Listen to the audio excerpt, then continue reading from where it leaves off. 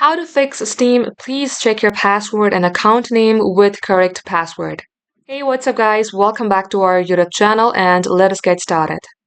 First thing first, you need to have Steam application downloaded in your PC. Then here at the search bar of your PC, simply type in Steam. Once done, on the right hand screen, you will be able to see the option of Open File Location. Open that. Here you will see Steam. Right click onto it, click on Open File Location here again.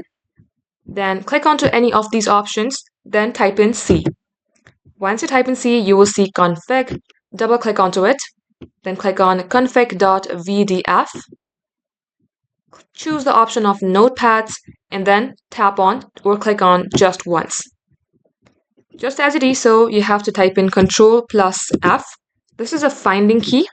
So here you have to type in account, then click enter. And just as it is so, as you can see, this is my account name.